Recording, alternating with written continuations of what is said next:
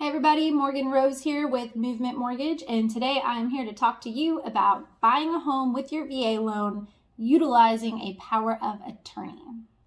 There seems to be this common misconception that you can go get a durable POA, just throw like house on there, initial next to it, and buy a home that way. That's actually not the case. There are technically two types of POAs that can be utilized per the VA guidelines. However, it's not just the VA's guidelines that matter. It's also what the lender will accept. So let's jump into that. The first option is a general POA.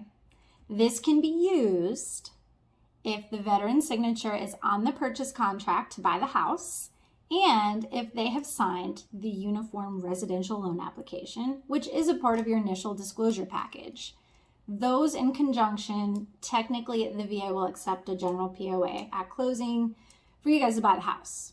However, I don't know of any lenders that will accept this.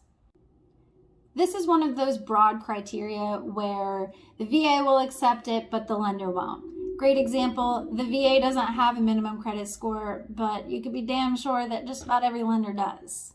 This is just like that. That brings us to option 2. Option 2 is a specific power of attorney, specific to you, specific to your home. A specific power of attorney is drawn up specifically for this transaction. For the VA to accept this power of attorney, and the reason that most lenders require it, is that it has to have a clear intention to use all or specified amount of your entitlement.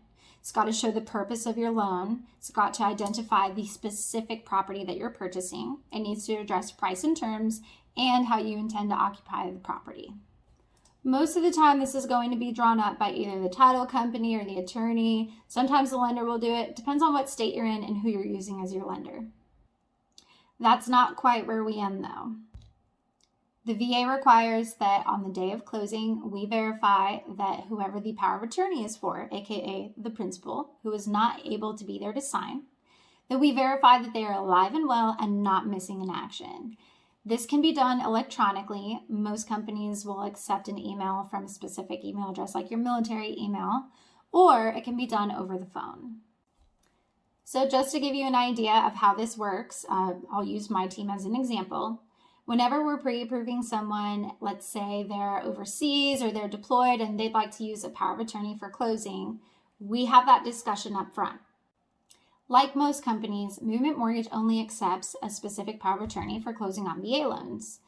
That means that him or her need to find a house before we can get that POA taken care of. Now, we've already had the discussion. We know that we're going to do a power of attorney closing. So what happens is as soon as they go under contract on the house, I reach out to the attorney or the title company, depending on the state, and I have them draw up that specific power of attorney. We get it approved by Movement and immediately send it out to whoever needs to sign it, wherever they are. They sign it in front of a notary, send back the original, and scan us a copy as well. 9 times out of 10, that original power of attorney that was signed in front of a notary needs to be in hand, which is why we take care of this within days of going under contract. All in all, not a crazy process.